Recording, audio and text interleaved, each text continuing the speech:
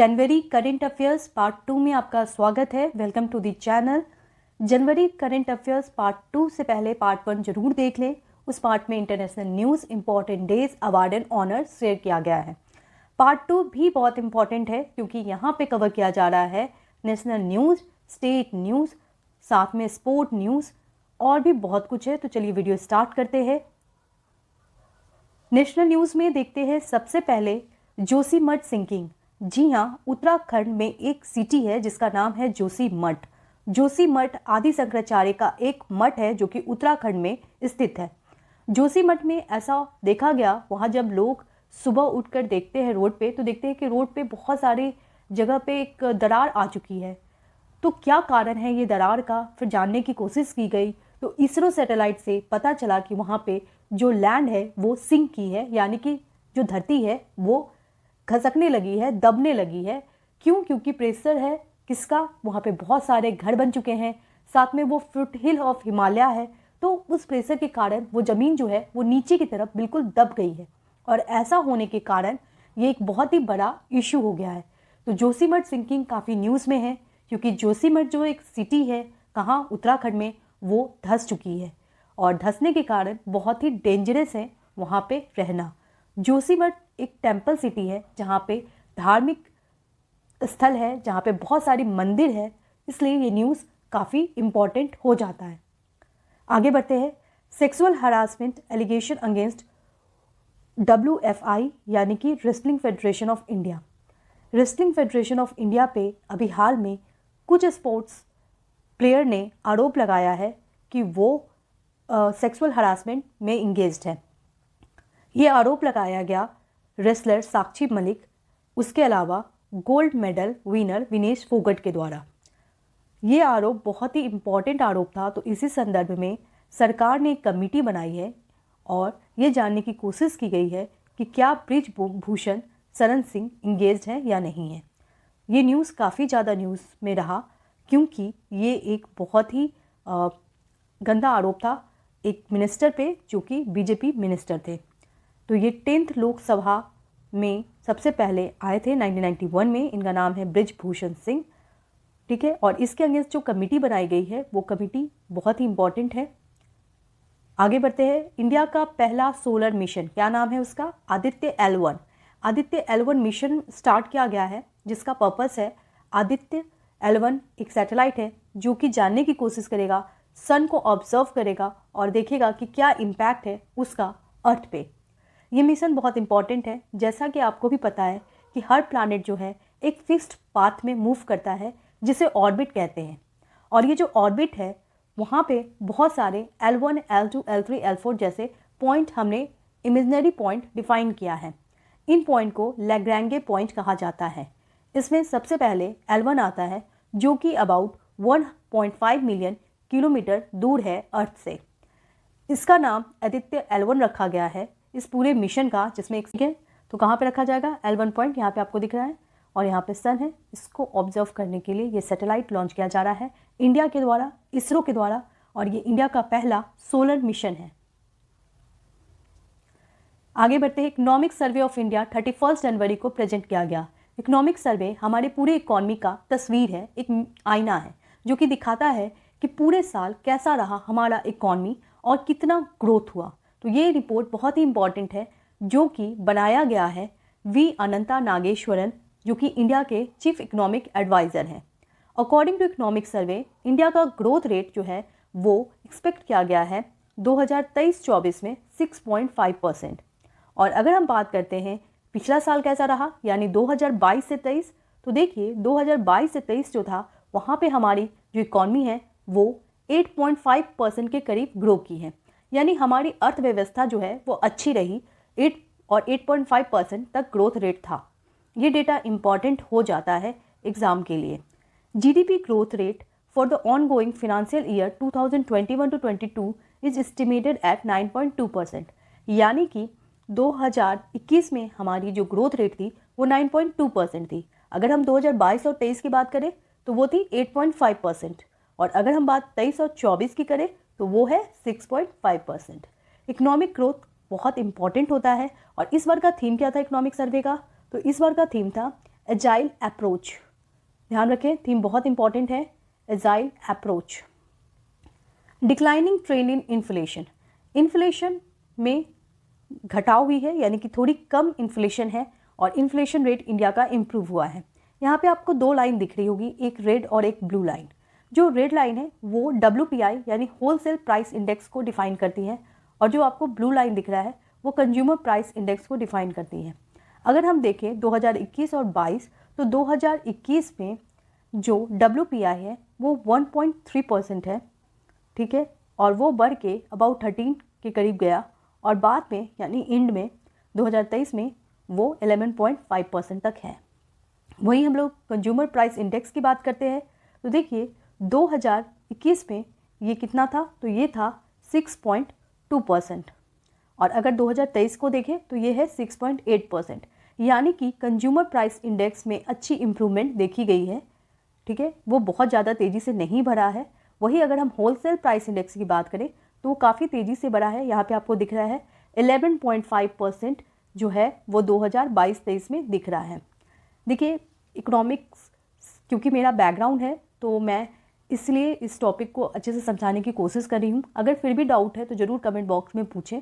Economic survey बहुत ही important होता है, वो पूरे हमारे इकॉनमी का आईना होता है, तो उसके इंपॉर्टेंट फैक्ट्स को ज़रूर याद रखें। जैसे डिक्लाइनिंग ट्रेंड इन इन्फ्लेशन, इन्फ्लेशन में क्या हुआ है, घटा है, डिक्लाइनिंग ट्रेंड है।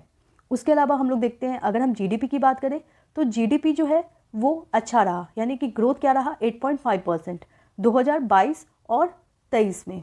उसके अलावा अगर हम बात करते हैं USD 5 ट्रिलियन GDP जो कि हमारा सपना है 2025 तक इंडियन इकॉनमी को क्या करना है, 5 ट्रिलियन इकॉनमी बनानी है, ठीक है। तो ये जो हमारा सपना है इसके संदर्भ में क्या बोलती है इकोनॉमिक सर्वे कि हाँ ये पूरा हो सकता है, ठीक है। इंडिया को क्या करना होगा, थोड़ा स्पेंड करना पड़ेगा, इन्वेस्टमेंट करना होगा। कितना इन्वेस्टमेंट, 1.4 ट्रिलियन का, ठीक है। और आगे बढ़ते हैं, और हमारा जो एक्सपेंडिचर है, ठीक है, तो हमें रेवेन्यू तो है हमारे पास, लेकिन हमारा एक्सपेंडिचर अगर बहुत ज़्यादा होगा तो फिर प्रॉब्लम होगी। तो वही बात यहाँ पे कहा गया है, increase in out pocket expenditure, यानी हमारा जो एक्सपेंडिचर है वो बढ़ा है। अगर हम लोग फॉरेन एक्सचेंज रिजर्व की बात करें तो फॉरेन एक्सचेंज रिजर्व जो है वो हमारा कितना है, तो वो क्रॉस कर गया है 600 बिलियन US डॉलर। ये डेटा है 2021-22 की, ठीक है, 600 बिलियन डॉलर।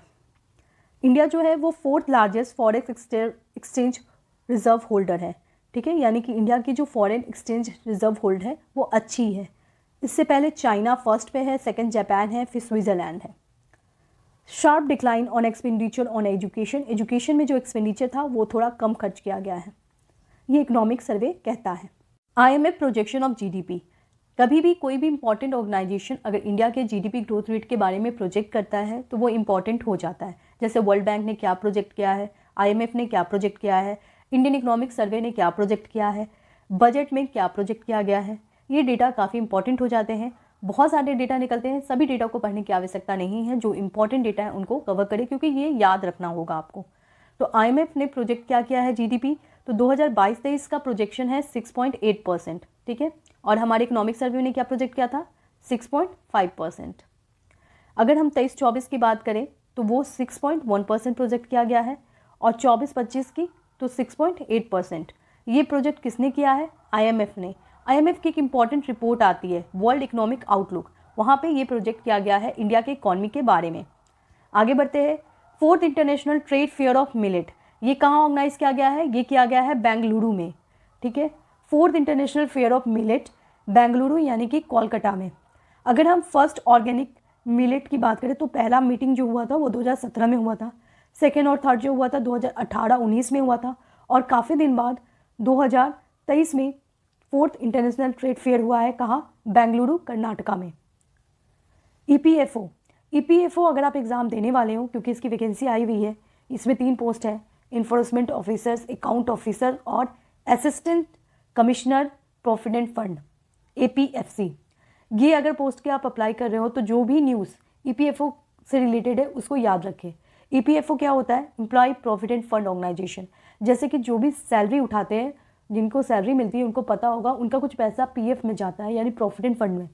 ये जो प्रोविडेंट फंड ऑर्गेनाइजेशन होती है जो एम्प्लॉय को सपोर्ट करने के लिए कुछ सैलरी के पैसे जमा करती है ताकि जब वो रिटायर्ड होते हैं तो उनको दिया जाता है और ये एज अ सपोर्ट उनको पूरे लाइफ हेल्प करती है। तो इसी संदर्भ में एक बहुत ही इम्पॉर्टेंट स्कीम आया है जिसका नाम है निधि आपके निकट, निधि आपके निकट 2.0। ये स्कीम जो है वो इम्पॉर्टेंट स्कीम है। इसके अंतर्गत क्या होगा, एक हेल्प डेस्क बनाया जाएगा जिसमें जो भी एम्प्लॉय हैं उनको ऑनलाइन फॉर्म फिलअप करना, अपने ग्रीवांसेस को ऑनलाइन सॉल्व करना और जो भी ऑनलाइन सपोर्ट है वो मिल पाएगी ईपीएफओ ऑफिस के द्वारा। निधि आपके निकट एक प्रोग्राम है जो कि स्टार्ट किया गया है। थीम है विश्व बंधुत्व, थीम याद रखिएगा, विश्व बंधुत्व। आगे बढ़ते हैं। Nuclear power plant, north India का पहला न्यूक्लियर पावर प्लांट कहाँ बनाया गया है, तो ये बनाया गया है हरियाणा में। तो ये याद रखें, इंडिया का पहला north nuclear power plant setup किया गया गोरखपुर फतेहाबाद हरियाणा में। तो फतेहाबाद हरियाणा में सेटअप किया गया है पहला न्यूक्लियर पावर प्लांट।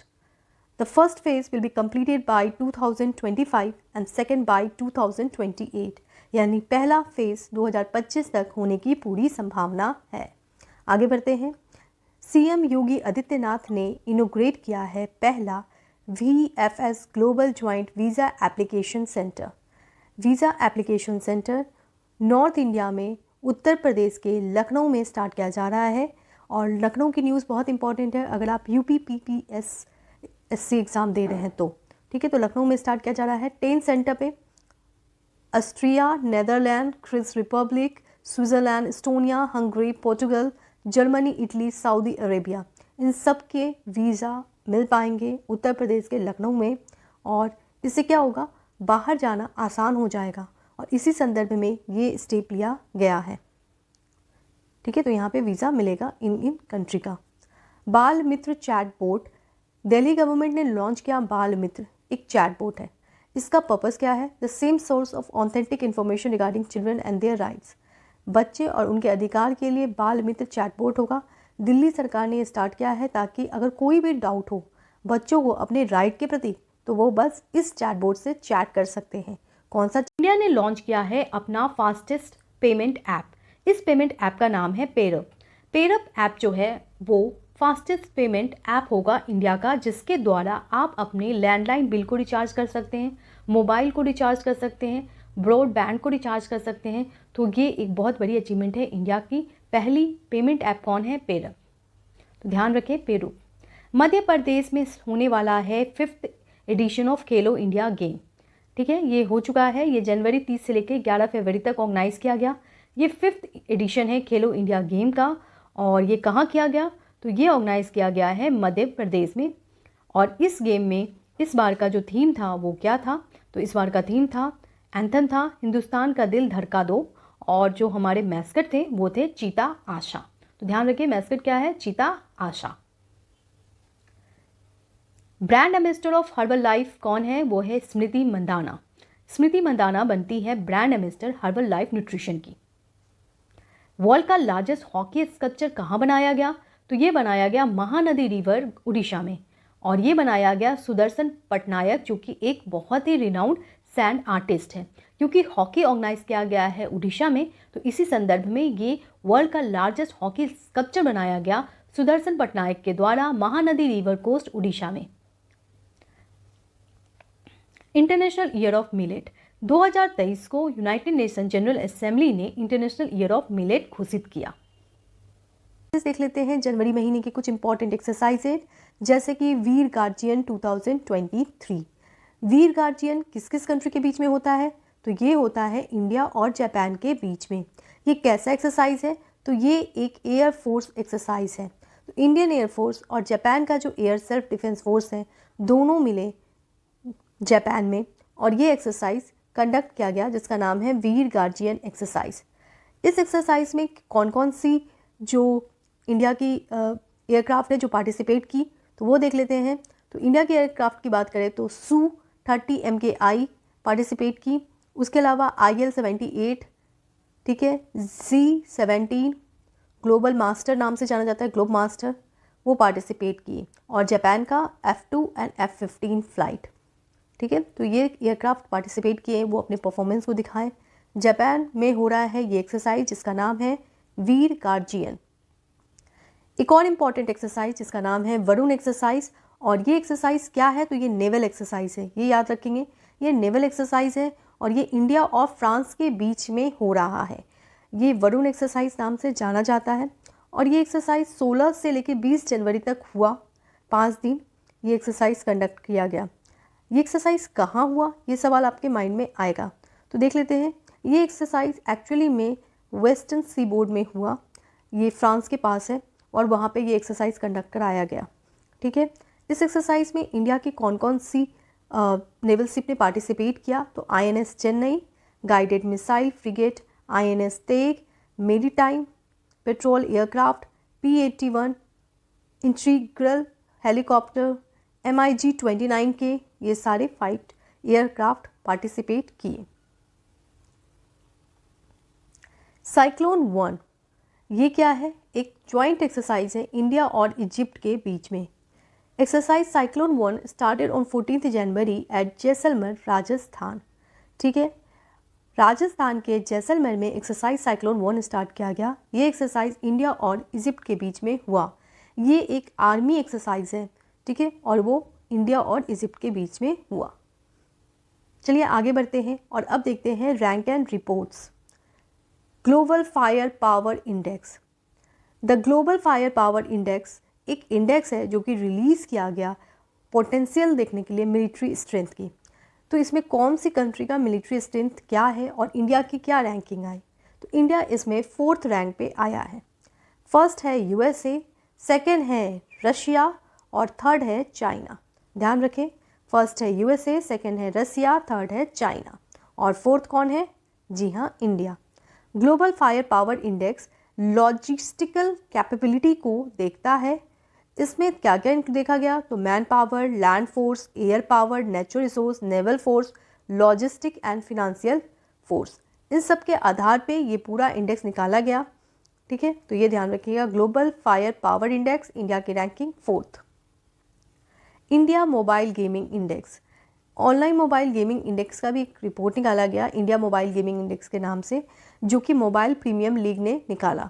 इसमें पाया गया कि उत्तर प्रदेश जो स्टेट है वहाँ पे सबसे ज़्यादा मोबाइल गेमर है, उसके बाद महाराष्ट्र, फिर राजस्थान, फिर बिहार, फिर वेस्ट बंगाल, इन सभी राज्य में सबसे ज़्यादा ऑनलाइन मोबाइल गेमर है। तो ऑनलाइन मोबाइल पे तो आपने कैंडी क्रश खेला ही होगा, ऐसे बहुत सारे गेम हैं ऑनलाइन मोबाइल गेम। तो उत्तर प्रदेश इसमें रैंक 1 पे है और ये इंडेक्स किसने निकाला, तो ये निकाला गया है मोबाइल प्रीमियम लीग का। ये इंडेक्स का क्या नाम है, इंडिया मोबाइल गेमिंग इंडेक्स। इस इंडेक्स में पूरे स्टेट में देखा गया कि कहाँ पे ऑनलाइन मोबाइल सबसे ज़्यादा खेला जाता है। तो मोबाइल गेमिंग में सबसे ज़्यादा पाया गया उत्तर प्रदेश को, उसके बाद महाराष्ट्र, फिर राजस्थान, फिर बिहार, फिर west Bengal. Best public enterprises, ये क्या है, तो देखिए department of public enterprises, ministry of finance ने ये रैंकिंग निकाली और इसलिए ये रैंकिंग इंपॉर्टेंट है। यहाँ पे पब्लिक एंटरप्राइजेस सर्वे करवाया गया 2021 और 22 में, और बेस्ट पब्लिक एंटरप्राइजेस कौन बनी, तो वो है पापा। सेंट्रल पॉल्यूशन कंट्रोल बोर्ड ने एक रिपोर्ट निकाली जिसमें दिल्ली जो है वो मोस्ट पॉल्यूटेड सिटी निकला 2022 का। जी हाँ, दिल्ली में सबसे ज़्यादा पॉल्यूशन है। PM 2.5 ही नहीं, PM10 के भी कंपोनेंट यहाँ पे मिले और ये डबल द सेफ लिमिट, यानी जो सेफ लिमिट होता है उसका ये दुगना है और यहाँ पे रहना बहुत खतरनाक है। मोस्ट पोल्यूटेड सिटी में दिल्ली का नाम आता है फर्स्ट रैंक पे, उसके बाद हरियाणा का फरीदाबाद, फिर यूपी का गाजियाबाद। तो ये जो राज्य के जो सिटी है ये मोस्ट पोल्यूटेड सिटी की कैटेगरी में आई है। अगर हम PM 2.5 की बात करें तो ये क्या होता है, तो देखिए PM 2.5 वो स्मॉल पार्टिकल होते हैं जिनका डायमीटर 2.5 माइक्रोमीटर होता है। वही अगर हम PM10 की बात करें तो वो पार्टिकल जिनका डायमीटर माइक्रोमीटर 10 मीटर होता है। तो 10 micrometre is PM10 and 2.5 micrometre is PM 2.5, और ये दोनों ही कंपोनेंट पाए गए पॉल्यूशन में और दिल्ली बना सबसे ज़्यादा पॉल्यूटेड सिटी। ऑटो मार्केट की बात करें, निक्की रिपोर्ट में India has overtaken Japan to become 3rd world largest auto market. India ने ओवरटेक कर दिया जापान को और बन गया 3rd world largest auto market. India has surpassed Japan in term of auto sale to become the 3rd largest auto market. India का total sale क्या हुआ, 4.25 मिलियन यूनिट। ठीक है, तो चाइना अभी भी टॉप पे है, सेकंड अमेरिका है और थर्ड है इंडिया। और बेस्ट पब्लिक एंटरप्राइज कौन है, तो वो है पावर ग्रिड कॉरपोरेशन।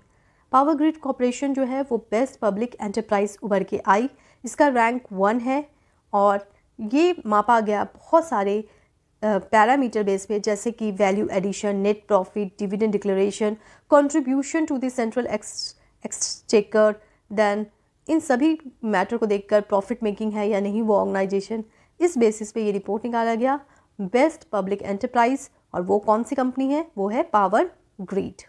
न्यूज़ जनवरी 2023 में देखते हैं, Keshav Chatterjee 19 year old best chess player Keshav Chatterjee become the India 78th grand master. तो इंडिया के 78th ग्रैंड मास्टर कौन बने हैं, केशव चटर्जी, जो कि वेस्ट बंगाल से हैं। अगर हम लोग बात करते हैं ग्रैंड मास्टर की, तो ये एक हाईएस्ट टाइटल है जो कि वर्ल्ड चैंपियन अवार्डेड को दिया जाता है। ठीक है, तो ये एक हाईएस्ट टाइटल है जिसका नाम है ग्रैंड मास्टर। और इंडिया के पहले ग्रैंड मास्टर थे विश्वनाथन आनंद। जी हाँ, विश्वनाथन आनंद, जो कि 14 ईयर्स में 1988 में इंडिया के पहले ग्रैंड मास्टर बने।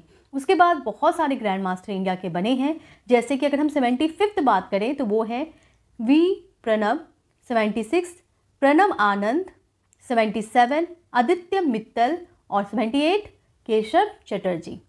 चलिए आगे बढ़ते हैं। देखिए, सानिया मिर्जा काफ़ी न्यूज़ में थी क्योंकि उन्होंने रिटायरमेंट डिक्लेयर किया है। कहाँ, तो दुबई टेनिस चैंपियनशिप, जो कि विमेन टेनिस एसोसिएशन द्वारा ऑर्गेनाइज किया गया था दुबई में, फरवरी 2023 में होने वाला है, जिसमें फरवरी में होने वाला था। और इसमें सानिया मिर्जा ने डिक्लेयर किया था कि वो रिटायरमेंट लेगी और ये इनका लास्ट मैच होगा, और ऐसा ही हुआ, इन्होंने रिटायरमेंट डिक्लेयर कर दिया है।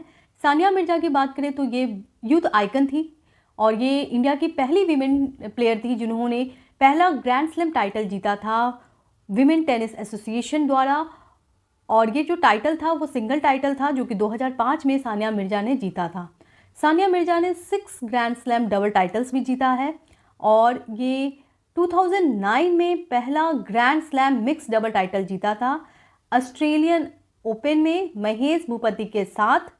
ठीक है, और ये पेयर काफ़ी अच्छा काम किए, फ्रेंच ओपन भी जीता।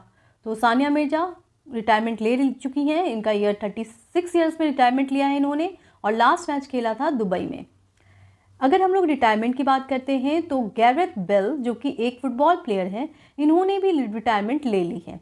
ठीक है, और इन्होंने रिटायरमेंट ले ली है। और ये कौन थे, तो ये एक बहुत ही नामी प्लेयर थे जो कि बहुत सारे क्लब से खेले हैं, जैसे कि बैले एक्सेल, then Southampton, then Real Madrid, जैसे बहुत सारे फुटबॉल क्लब से इन्होंने गेम खेला है। इन्होंने लास्ट मैच कहाँ खेला है, तो देखिए इन्होंने लास्ट जो है वो रियल मैड्रिड में खेला और जीता FIH women's hockey world cup. जी हाँ, फुटबॉल इंटरनेशनल फुटबॉल एसोसिएशन ने men's hockey world cup organise किया, कहाँ, भुवनेश्वर उड़ीसा में। और ये इंडिया में मैच हुआ था और इस मैच में कौन सी कंट्री जीती थी, तो ये थी जर्मनी। जर्मनी ने हराया था बेल्जियम को 5-4 से। और ये मैच बहुत इंपॉर्टेंट है, भुवनेश्वर के कलिंगा स्टेडियम में ये मैच ऑर्गेनाइज किया और इस मैच में जीता जर्मनी ने। बेस्ट प्लेयर का अवार्ड मिला निकलास वैलन को और बेस्ट गोलकीपर निकले विंसेंट वॉन्श। तो ये कुछ इंपॉर्टेंट न्यूज़ है जो कि स्पोर्ट न्यूज़ है, जो कि एग्जाम में आ सकते हैं, तो ध्यान रखें। हॉकी वर्ल्ड कप किसने जीता है, जर्मनी ने बेल्जियम को हराकर। Under 19 women's T20 world cup, Indian women ने बहुत ही इंपॉर्टेंट अचीवमेंट प्राप्त की, क्योंकि इंडियन वीमेन बन गई है वर्ल्ड T20 वर्ल्ड कप की चैंपियन। इंडिया ने किसे हराया, तो इंडिया ने इंग्लैंड को हराकर ICC under 19 women T20 world cup को जीता। ये वर्ल्ड कप कहाँ हो रहा था, तो ये साउथ अफ्रीका के पोचेफस्ट्रूम एक प्लेस है, वहाँ पे हो रहा था। इंडिया ने इंग्लैंड को 7 विकेट से हराया, तो अचीवमेंट बहुत बड़ी थी और ये इंडियन वीमेन की पहली टीम थी जो कि वर्ल्ड लेवल पे कोई टाइटल जीता था। तो याद रखिए, under 19 women's team cricket world cup में कौन जीता है, तो वो जीता गया है इंडिया के द्वारा, किसे हराकर, इंग्लैंड को। Under 19 women's T20 world cup हुआ और इस वर्ल्ड कप में इंडिया ने इंग्लैंड को हराकर ये कप जीता। ये first ever ICC under 19 women's T20 world cup India ने जीता। ये मैच हुआ साउथ अफ्रीका में, साउथ अफ्रीका के बॉन्सशेफ्स्ट्रूम में ये मैच ऑर्गेनाइज किया गया, जहां पे इंडिया ने इंग्लैंड को 7 विकेट से हराकर ये जीत हासिल की। इंडियन वीमेंस क्रिकेट टीम के लिए ये बहुत बड़ी अचीवमेंट थी, क्योंकि इससे पहले इंडियन वीमेंस टीम ने कभी भी कोई वर्ल्ड कप नहीं जीता था। तो एक वर्ल्ड कप जीतने का एक अचीवमेंट बहुत बड़ा अचीवमेंट होती है, और वो Indian under 19 women's T20 world cup जीतने के बाद इंडियंस को मिला। इंग्लैंड के कैप्टन और ऑलराउंडर ग्रेस क्रिविन को मिला प्लेयर ऑफ द टूर्नामेंट का टाइटल। और अगर हम बात करते हैं इंडियन की, तो इसमें श्वेता शेरावत को ये मोस्ट रन बनाने का टाइटल मिला, और ये बहुत बड़ी अचीवमेंट है इंडियन टीम के लिए। आगे बढ़ते हैं। ICC spirit of the cricket award for 2022। देखिए, कुछ अवार्ड दिए गए हैं आईसीसी के द्वारा, तो वो अवार्ड इंपॉर्टेंट हो जाते हैं। जैसे कि आसिफ शेख बने हैं पहले प्लेयर नेपाल के जिनको ICC spirit of the cricket award दिया गया। ठीक है, तो आपसे पूछा जाएगा किसे मिला है ICC spirit of the cricket award, तो वो नेपाल के प्लेयर आसिफ शेख को मिला है। अगर हम बात करते हैं आईसीसी अदर अवार्ड की, तो सर गैरफील्ड सोबर्स ट्रॉफी मिला है बाबर आजम को, जो कि पाकिस्तान के खिलाड़ी हैं। वही रेचल हैरविल फ्लिंट ट्रॉफी मिला है नेट स्कीवर को, जो कि इंग्लैंड के प्लेयर हैं। Men's test cricket of the year किसे दिया गया है, तो ये मिला है इंग्लैंड के खिलाड़ी बेन स्टोक्स को। और वही men's ODI cricket of the year यानी one day international cricketer of the year मिला है बाबर आजम पाकिस्तानी प्लेयर को। आगे बढ़ते हैं। ICC women's emerging cricketer of the year award किसे मिला है, तो ये मिला है रेणुका सिंह को। और ICC men's emerging cricketer of the year मिला है मार्को जैनसन को। मार्को जैनसन किस कंट्री के प्लेयर हैं? ICC men's emerging cricketer of the year award दिया गया है मार्को जैनसन को, जो कि साउथ अफ्रीका के प्लेयर हैं। तो ध्यान रखें, रेणुका सिंह बनी है आईसीसी वीमेंस इमर्जिंग क्रिकेटर। और वही अगर हम लोग मेंस टीम की बात करें, तो ICC men's emerging cricketer of the year बने हैं मार्को जैनसन, जो कि साउथ अफ्रीका के प्लेयर हैं। वनडे इंटरनेशनल की बात करें तो 23 ईयर ओल्ड शुभमन गिल ने रिकॉर्ड बहुत ही अच्छी अचीवमेंट पाई है, क्योंकि वो बन गए हैं 5th इंडियन प्लेयर जिन्होंने डबल 100 बनाया है वनडे इंटरनेशनल मैच में अगेंस्ट न्यूजीलैंड। तो ध्यान रखें, 23 year old Shubman Gill become the 5th Indian player to score a double 100 in one-day international match against New Zealand. Most successes in ODI. तो देखिए, रोहित शर्मा का नाम इसमें आता है। ये MS धोनी का भी रिकॉर्ड तोड़ दिए हैं, और ये बन गए हैं सबसे ज़्यादा 6 लगाने वाले ODI यानी वनडे इंटरनेशनल में। रोहित शर्मा ने 125 अचीव किया है। Malaysia open title 2023। देखिए, मलेशिया ओपन टाइटल हुआ और इसे जीता गया है डेनमार्क के प्लेयर विक्टर एक्सेल्सन के द्वारा। 2023 मलेशिया ओपन वीमेन टाइटल किसने जीता है, तो वो जीती हैं जापान के खिलाड़ी अकाने यामागुची ने। अगर हम मेंस डबल की बात करें, तो फाजर अल्फियान एंड मोहम्मद रियान, जो कि इंडोनेशिया के प्लेयर हैं, इन्होंने मेंस डबल जीता। और वही वीमेंस डबल चाइना के प्लेयर चेन किनचैन एंड जिया इफान ने जीता। तो मलेशिया ओपन टाइटल किसने जीता आपसे पूछा जाएगा, तो अगर मेंस सिंगल की बात की जाए तो वो है विक्टर एक्सेल्सन। स्टेट न्यूज़ देख लेते हैं।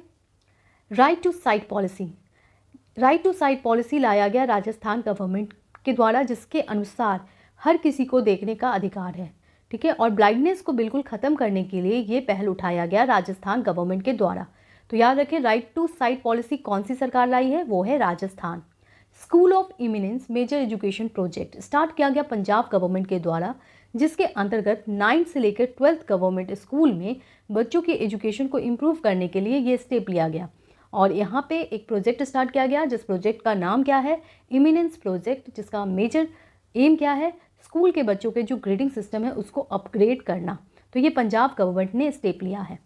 अगर हम बात करते हैं ऑनलाइन गेमिंग की, तो इंडिया बन गया है center for excellence in online gaming. जी हाँ, ये अचीवमेंट इंडिया को मिला, और India's first center of excellence in online gaming है शिलोंग का मेघालय। तो ऑनलाइन गेमिंग सेंटर बनाया गया है शिलोंग मेघालय में। State news. India's first green solar panel factory कहाँ बनाया गया, उत्तराखंड में। जी हाँ, रुद्रपुर उत्तराखंड में इंडिया का पहला ग्रीन सोलर पैनल फैक्ट्री बनाया गया। ये फैक्ट्री बनाया गया लुमिनियस पावर टेक्नोलॉजी के द्वारा, और ये इंडिया का पहला green energy based solar panel factory है, जो कि उत्तराखंड में स्टार्ट किया गया। इसके द्वारा हाई क्वालिटी सोलर पैनल्स बनाए जाएंगे, जो कि रेसिडेंशियल और कमर्शियल यूज़ के लिए किया जाएगा। इंडिया का पहला फार्मूला ई चैंपियनशिप कहाँ हुआ, तो ये हैदराबाद में हुआ। The first ever India's formula E world championship race फरवरी 11 से इंडिया में के हैदराबाद में ऑर्गेनाइज किया गया। India's first coal gasification fertilizer plant. Union health and welfare minister doctor Mansukh Mandaviya ने इंडिया का पहला coal gasification based Talcher fertilizer plant Orissa में स्टार्ट करने की घोषणा की। ये 2024 तक स्टार्ट हो जाएगा इंडिया में। ये एक फर्टिलाइजर प्लांट है जिसका नाम है तालचट फर्टिलाइजर प्लांट, जो कि कोल गैसिफिकेशन टेक्नोलॉजी से चलाया जाएगा। 26 नेशनल यूथ फेस्टिवल बनाया गया कहाँ? तो ये पूरा फेस्टिवल ऑर्गेनाइज किया गया कर्नाटका के हुबली सिटी में। और इस बार का थीम क्या था? विकसित युवा विकसित भारत। अगर हम बात करते हैं पहला डिजिटल बैंकिंग स्टेट कौन बन गया है, तो वो बन गया है केरला। जी हाँ, केरला के चीफ मिनिस्टर पिनारी विजयन ने ये घोषित किया कि केरला एक पहला स्टेट होगा पूरे इंडिया का जो कि fully digital banking service provide करेगा।